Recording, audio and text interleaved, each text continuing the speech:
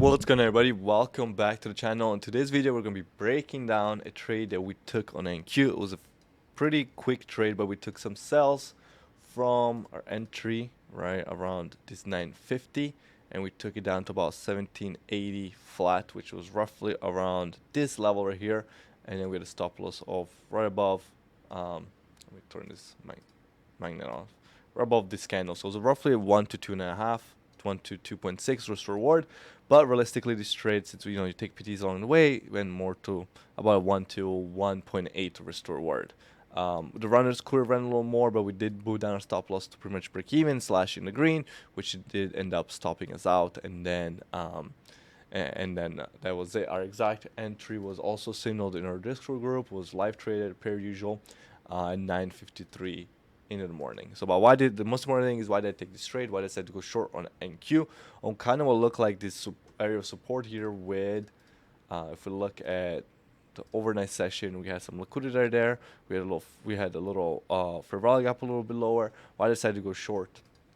Well, let's talk about breakout trades. When you're trading breakout trades, you kind of got to look and understand where the momentum is in your trade.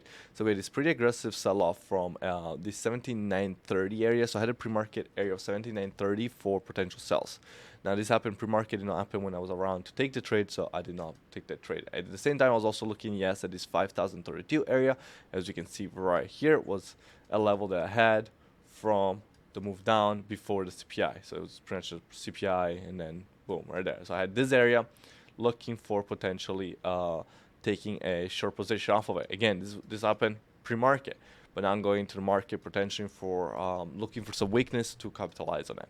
So the market opened and Q kind of broke down right away, while yes actually was holding up pretty well. So this is the previous day close on this yellow line. This is the previous day close over here in NQ. You can see NQ was much lower at the same time as yes was holding.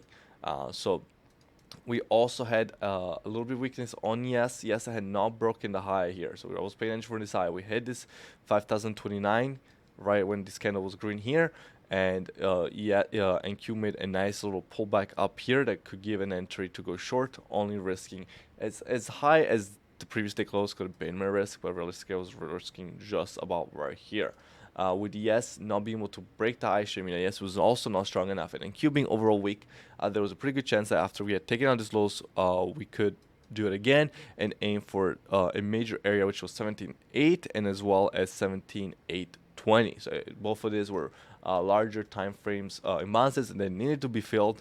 This one was dipper in a discount was the major one, and then we also had this 17.82. So I decided to enter sales at a regular size position because the trade was looking pretty good.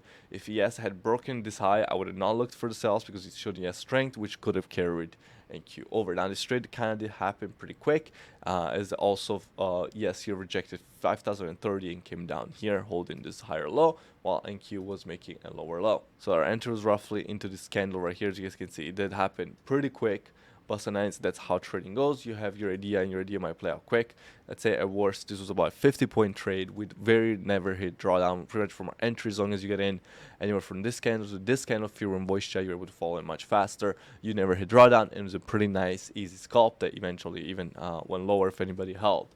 But that was my thesis behind it, and I was betting on a breakdown trade, as ES was not able to break above this high, and then Q being the weaker of the index seemed like a much easier target to target for a short versus going for a ES that also has the US 30, and with the US 30 being pretty strong on the day, I did not want to take the risk of shorting the strength. Sometimes, when trading, look for the easiest path to making money. Sometimes the easiest path to making money is if you're short, to go with the index that's the weakest. We also talked about Apple and Microsoft during the day being weaker, and Apple and Microsoft are going to have a lot bigger impact on NQ than they would on ES because they're about 40% of the index on NQ.